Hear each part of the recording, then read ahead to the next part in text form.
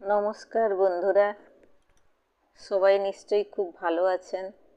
পুজো খুব ভালোভাবে কাটিয়েছেন।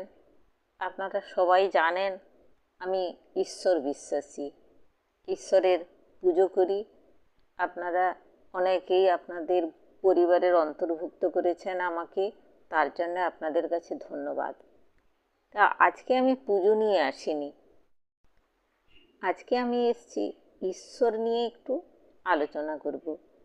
তো ঈশ্বর সম্বন্ধে কিছু বলা মানেই হচ্ছে ধৃষ্টতার পরিচয়। তো আমাকে মাফ করবেন, আমি সেই ধৃষ্টতা দেখিয়েছি। আমরা সকলেই জানি ঈশ্বর এক এবং অদ্বিতীয়। তাহলে আমাদের হিন্দু মতে ৩৩ কোটি দেবদেবীর কথা আমরা সকলেই কম বেশি শুনেছি। তা আসলে ৩৩ কোটি দেবদেবী কি রয়েছেন? সংস্কৃতে রয়েছে ত্রয়োবিংশ কোটি। ত্রয়োবিংশ কথাটির অর্থ কিন্তু আমরা জানি ৩৩, কিন্তু ইংরেজিতে কোটি মানে হচ্ছে ক্রোর, কিন্তু কোটি কথাটির অর্থ হচ্ছে ধরন। ৩৩ ধরনের দেবদেবী। তো সেটাকে বিভিন্ন কারণে অপভ্রংশ হয়েছে ৩৩ কোটিতে, কিন্তু তা নয়, ৩৩ ধরনের দেবদেবী। দেব কথাটির অর্থ হচ্ছে দিব্য গুণযুক্ত।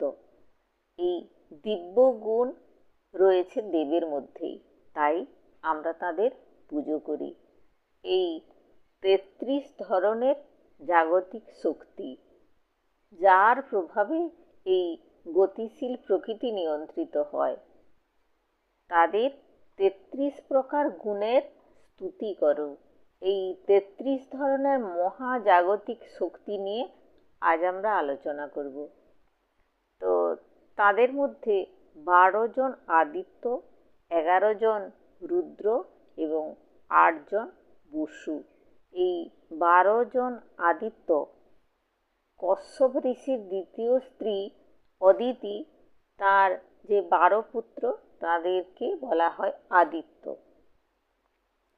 এই আদিত্য হলেন অংশুমান, অর্যমা, ইন্দ্র, ত্বষ্টা, ধাতা, পূষা, ভগ, মিত্র, বরুণ, বিশ্বাস, বিষ্ণু এবং সাবিত্র।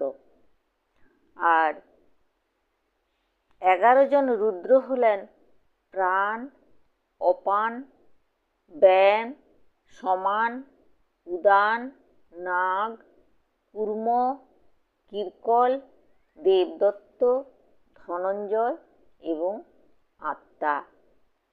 মানুষের মৃত্যুর পরে এই ১১টি রুদ্র আমাদের দেহ ছেড়ে বেরিয়ে যায়। প্রাণ আর অপান, নিঃশ্বাস, আর অপান হচ্ছে প্রশ্বাস। এই রুদ্র বেরিয়ে গেলে বলা হয়, মানুষকে বলা হয় মৃত। মানুষ যখন মারা যায় তখন তার আত্মীয়রা কাঁদে, অর্থাৎ রুদ্র অর্থাৎ যিনি কাঁদান। আর ৮ জন বসু হলেন দক্ষের কন্যা এবং ধর্মদেবের সহধর্মিণী বসুর সন্তানদের বলা হয় ৮ জন বসু। তো তারা হলেন ধরা, জল, অগ্নি, বায়ু, আকাশ, চন্দ্র, সূর্য, নক্ষত্র। তাহলে আমাদের এই ১২ জন আদিত্য এবং ১১ জন রুদ্র এবং ৮ জন বসু নিয়ে হচ্ছে ৩১ জন। আর দুজন হলেন ইন্দ্র এবং ব্রহ্মা। আমাদের যিনি আদিদেব, প্রথম দেবতা, সেই হিন্দু ত্রিমূর্তিকেই আমরা ধরি, যার প্রথম হলেন ব্রহ্মা, তারপরে বিষ্ণু আর মহেশ্বর। বেদে দেবতাগণকে ৩টি শ্রেণীতে ভাগ করা হয়েছে: মর্ত্যবাসী অগ্নি, শূন্যবাসী বায়ু আর আকাশবাসী সূর্য। এই তিন দেবতার ভিন্ন ভিন্ন কর্ম এবং তাদের বিশেষণ নিয়ে অন্যান্য দেবগণের নামকরণ করা হয়েছে। আমাদের ৩২তম দেবতা হলেন ইন্দ্র, অর্থাৎ বিদ্যুৎ বা শক্তি, আর ৩৩তম দেবতা হলেন যজ্ঞ, অর্থাৎ প্রজাপতি, যার মাধ্যমে আমাদের বায়ু, দৃষ্টি, জল, শিল্প, শাস্ত্র উন্নত হয় এবং ঔষধি সৃষ্টি হয়েছে। এই ৩৩ ধরনের দেবতা, যারা দীপস্থানীয়, যারা ধূপস্থানীয়, যার প্রভাবে এই গতিশীল প্রকৃতি নিয়ন্ত্রিত হয়। সুতরাং ৩৩ কোটি দেবদেবী নয়, ৩৩ ধরনের দেবদেবী। আমরা যে বাংলায় ভগবান বলি, তার একটা যথাযথ অর্থ রয়েছে। প্রত্যেকটি অক্ষরের একটি মিনিং রয়েছে। ভ, গ, ব, অ, ন। ভ কথাটির অর্থ হচ্ছে ভূমি বা মাটি, আর গ হচ্ছে গগন, ব হচ্ছে বায়ু ও অগ্নি, আর ন হচ্ছে নীর বা জল। এই আকাশ, বাতাস, মাটি সব কিছু নিয়েই ভগবান, সব কিছুতেই ভগবানের দান।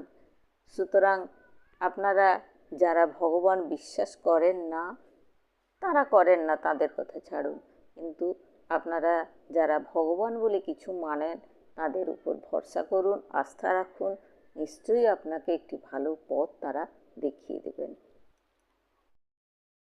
আসলে জানার কোনো শেষ নেই, জানার চেষ্টা বৃথা। তাই দেবতা সম্বন্ধে কতটুকু ধারণাই বা আমার রয়েছে, তো যতটুকু রয়েছে তা আপনাদের কাছে আমরা শেয়ার করলাম। যদি আপনারা মনে ভেবে থাকেন যে ৩৩ কোটি দেবদেবী রয়েছে, তা কিন্তু ঠিক নয়। ৩৩ কোটি অর্থাৎ প্রকার বা ধরন, ৩৩ ধরনের দেবদেবী। নমস্কার। আপনারা আমার পুজো দেখবেন, আমার সঙ্গে থাকবেন, আপনাদের পরিবারের একজন করে নেবেন। ভালো থাকবেন।